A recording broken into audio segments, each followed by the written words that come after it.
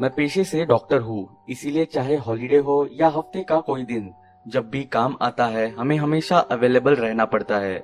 मैं 30 साल का आदमी हूँ और इमरजेंसी वार्ड में काम करता हूँ। बताने की जरूरत नहीं है कि इमरजेंसी वार्ड हमेशा बिजी ही रहता है। मैंने बहुत केसेस देखे हैं, भयानक एक्सीडेंट्स और सुसाइड्स के। तभी लाइफ में बहुत कम चीजें हैं जो एक्चुअली मुझे डरा सकती है, लेकिन ये एक घटना आज भी मेरे पसीने छोड़ देती है जब भी मैं इसके बारे में सोचता हूँ।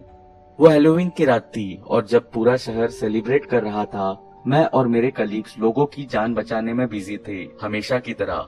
उस वक्त 8 बजे थे जब एक सुसाइड अटेम्प्ट की केस हमारे वार्ड में आई। मैं अपने पेशेंट का सलाइन चेंज कर रहा था जब मेरे टीम के लोग भागते हुए मेरे पास आए और कहने लगे कि उन्हें मेरी फौरन जरूरत है ऑपरेशन थिएटर में। बिना टाइम वेस्ट किए मैं तुरंत ऑपरेशन थिएटर में पहुंचा। वहां जाकर मेरे टीममेट से पता चला कि एक 28-29 साल की औरत ऑफिस के सिक्योरिटी गार्ड द्वारा भर्ती कराई गई है। उसने सुसाइड करने की कोशिश की ऑफिस के 5th फ्लोर की छत से।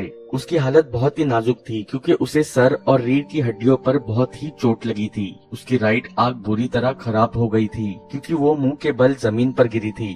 उसमें से बहुत ज्यादा खून बह रहा था, जो कि एक और घबराने वाली बात थी। 2 घंटे की सर्जरी के बाद हम उसकी ब्लीडिंग रोक पाए, पर उसकी हालत ठीक नहीं हुई। वैसे तो डॉक्टर्स हिम्मत छोड़ने की बात नहीं करते, पर इस बार हम श्योर नहीं थे कि वो इस हादसे से बच पाएगी।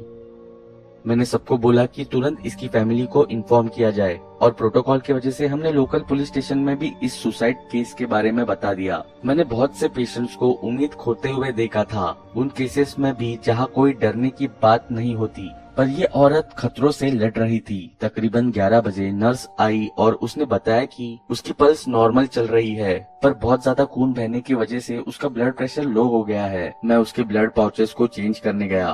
उसका केबिन इमरजेंसी वार्ड के कॉरिडोर में लास्ट वाला था। हैलोवीन नाइट की वजह से बहुत लोग छुट्टी पर थे, इसलिए हॉस्पिटल थोड़ा ज्यादा शांत था।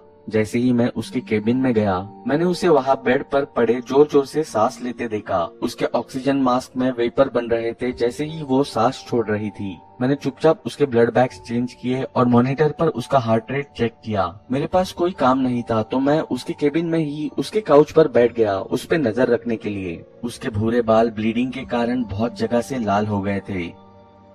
मैं अपने आप में सोचने लगा कि उसके सुसाइड करने की क्या वजह हो सकती है। मैं जानना चाहता था कि हैलोवीन नाइट पर वो कहीं पार्टी करने क्यों नहीं गई। टाइम जल्दी से कट गया और मैं वहां काउच पर ही सो गया, भगवान जाने कब। आधी रात हो रही थी जब मैं किसी आवाज की वजह से अपनी नींद से उठा। जैसे ही मैंने अपनी आंख खोली, मैं बहुत हैरान हो गया। वो औरत अपने बेड पर बैठी हुई मुझे घूर रही थी। उसके चेहरे के राइट साइड में बहुत बैंडेजेस लगे थे, पर उसका आधा चेहरा ढंग से दिख रहा था। वो अपनी लेफ्ट आंख से मुझे घूर रही थी। उसका ऑक्सीजन मास्क उसकी चीन पर था। मैं ये देखकर बहुत ज्यादा चौंक गया था। ऐसी हालत में वो कैसे उठी, मैं समझ ही नहीं पा रहा था। मैंने अपने आप को संभाला और उसे आराम से पूछा, क्या आपको कुछ चाहिए मैम? उसने अपना सर हिलाया और कहा, नहीं। फिर मैंने कहा, आपको सो जाना चाहिए, आपको आराम की सख्त जरूरत है। उसने मुस्कुराते हुए मुझे कहा, आराम मुझे ऑलरेडी मिल रहा है, क्या आप मेरे लिए एक फेवर कर सकते हैं? उसके शब्दों का कोई मतलब नहीं बन रहा था, पर उससे वापस बेड में सुलाने के लिए मैंने कहा, जरूर बताइए। उसने दरवाजे की तरफ देखा और कहा, जब मेरे हस्बैंड आए उनसे कहना मैंने उन्हें देख लिया था और मैं उन्हें छोड़ूंगी नहीं। इस बार मुझे यकीन हो गया था कि वो हेलुसिनेट बिल्कुल नहीं कर रही थी और ये सब उसकी ऐसी हालत का नतीजा था। मैंने उसे इग्नोर किया और उसके बेड की तरफ जाने लगा। वो मुझे घूरती रही। मैं उसके पास गया और मैंने कहा, मैं आपके पति को बता दूंगा, आप प्लीज सो जाइए। उसे वापस लेटाने के बाद मैंने उसके मुंह पर वापस ऑक्सीजन मास्क लगाया। मैंने सोचा अगर मैं यहाँ और देर रुका तो शायद वो फिर से उठ जाएगी, तो मैंने उसे रेस्ट करने दिया और अपने चेम्बर में आ गया। मेरी आंखें हॉल में लगी घड़ी पर पड़ी।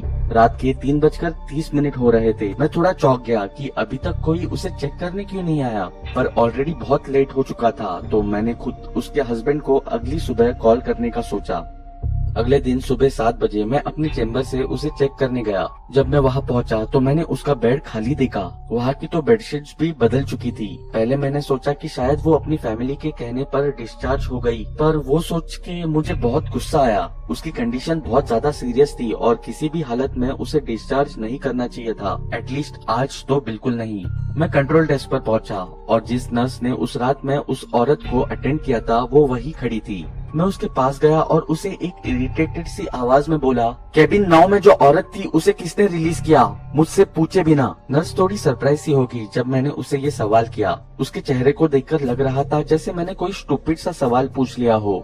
मैंने उसे और इरिटेटेड होकर कहा, प्लीज उसके हस्बैंड को बोलो उसे वापस लेकर आए, उसे ट्रीटमेंट की जरूरत है, उसकी हालत और खराब हो जाएगी अगर वो उसे रखेंगे। नर्स ने मेरी बात खत्म करने से पहले ही बोला, आपको नहीं पता डॉक्टर, मुझे लगा शायद आपको किसी ने बताया होगा। मैं बहुत कंफ्यूज हो गया था। फिर नर्स ने मुझे बताया कि वो कल रात करीब 3 बजे मर गई थी। उसका हस्बैंड उसकी बॉडी ले गया था उसके क्रेमेशन के लिए। उस समय सुबह के 4:30 बज रहे थे और क्योंकि मैं लेट काम करता हूँ, वार्ड के लोगों ने सोचा मुझे उठाना ठीक नहीं रहेगा।